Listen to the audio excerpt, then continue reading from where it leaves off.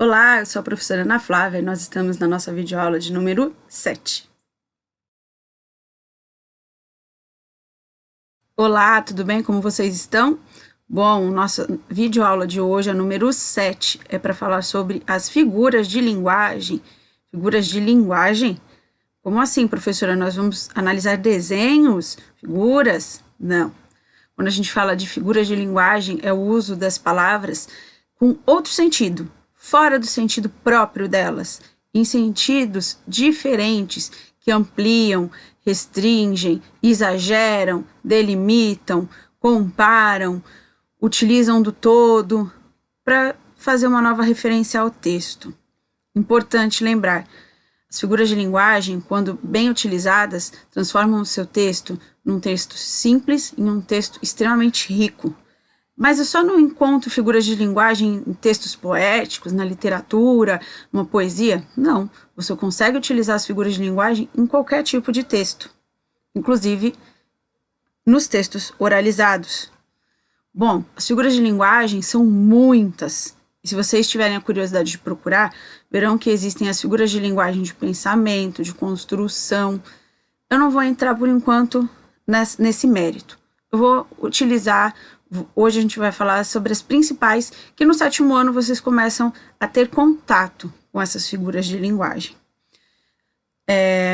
São muitas, como eu falei, muitas. Nessa videoaula nós veremos 5 delas. E prestem muita atenção. Teve dúvida, como eu sempre falo? Pausa o vídeo, faz uma anotação, procura fora do vídeo outras informações referentes ao assunto. É muito importante que você preste atenção, porque as figuras de linguagem, elas vão aparecendo nos outros anos de escolaridade, e quando você estiver no ensino médio, elas vão aparecer novamente, e aí vocês vão precisar encontrá-las dentro de textos literários. Inclusive nas atividades propostas para esse vídeo, eu coloquei a leitura de uma poesia. Então, vamos lá? Vamos conhecer as figuras de linguagem?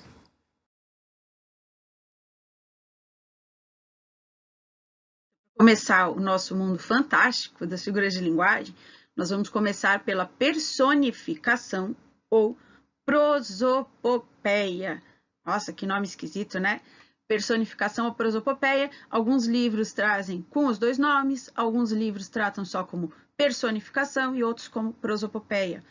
Personificar, lembra da palavra pessoa, persona, tá? Então, o que é a figura de linguagem personificação? É atribuir características humanas, então de pessoas, a objetos ou animais, seres da natureza. Como assim? Vamos, por exemplo, a lua beijava a face do lago adormecido. Nessa frase nós temos duas personificações. Primeiro, lua não é gente para beijar, então beijava. A lua não tem como beijar ninguém. E o lago adormecido, lago é gente para dormir? Não. Então, temos aí duas personificações. A rosa ficou rubra de raiva.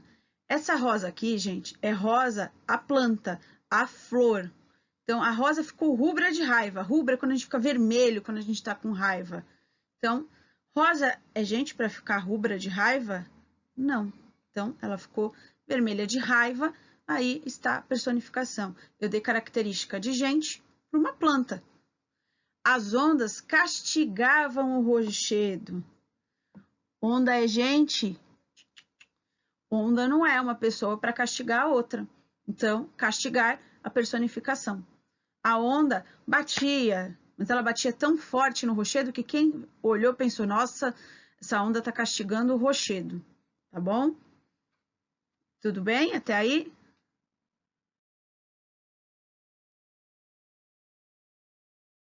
Bom, as próximas vocês precisam prestar muita atenção, porque elas são muito parecidas.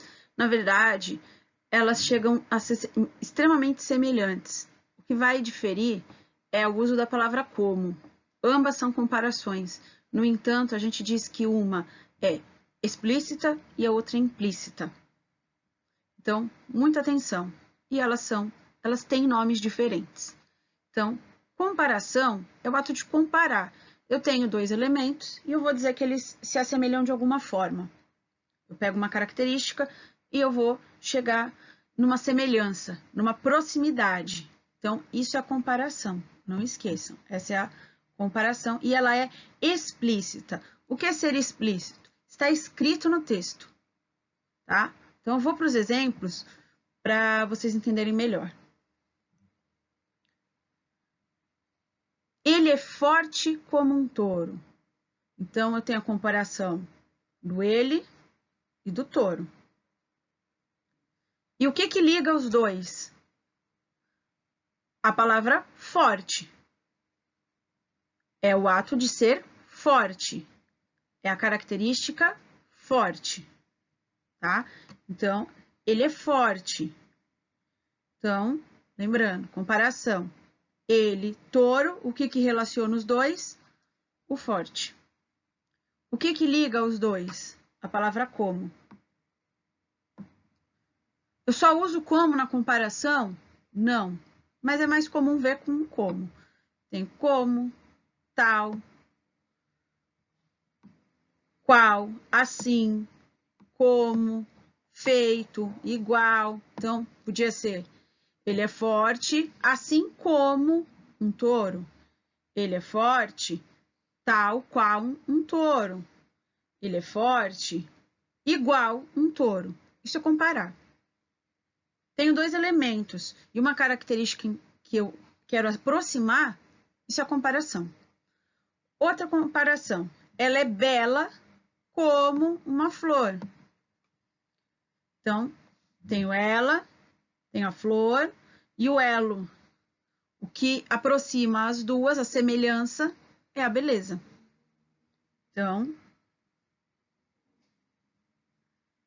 a característica que eu quero aproximar é a beleza. A característica que eu quero aproximar aqui é o forte. Então, essa é a comparação. O próximo já é a metáfora. Ah, mas qual é a diferença? Eu não tô vendo diferença nenhuma aí. Tem. Pode parecer que não tem, mas tem. A metáfora, ela é implícita, ou seja, uma palavra não vai aparecer lá. Eu preciso acionar no meu cérebro as características das palavras para conseguir compreender. E aí, diferente da comparação, eu não vou usar tal, qual, assim como. Então, aqui na metáfora, esquece essas palavras. Elas não podem aparecer. Ela é uma flor. Lembra lá na comparação? Ela é bela como uma flor, que eu comparei. Na metáfora, se eu quero dizer que ela é bonita, eu digo, ela é uma flor. Automaticamente minha cabeça vai remeter a isso. Ou ao fato da beleza, ou ao fato de ser cheirosa. Tudo depende de do que eu estou falando, sobre quem eu estou falando. Como eu utilizei essa frase vinda da anterior, a minha semelhança ali, o meu grau de semelhança vem da palavra beleza. Então, ela é bela como uma flor, transformei isso numa metáfora, ela é uma flor. Quis dizer que ela é bonita. Lá na comparação, eu tinha, ele é forte como um touro. Agora eu vou montar a metáfora. Eu não posso ter o como e nem a característica. Ele é um touro. Ele é um touro significa que ele é forte. Então, de novo, na comparação eu tenho o como e a característica. Na metáfora, a característica não vai aparecer e nem a palavra como. Isso vai ser subentendido. A minha cabeça, ao ler a frase, automaticamente vai buscar o sentido, vai procurar a palavra que daria uma característica de semelhança.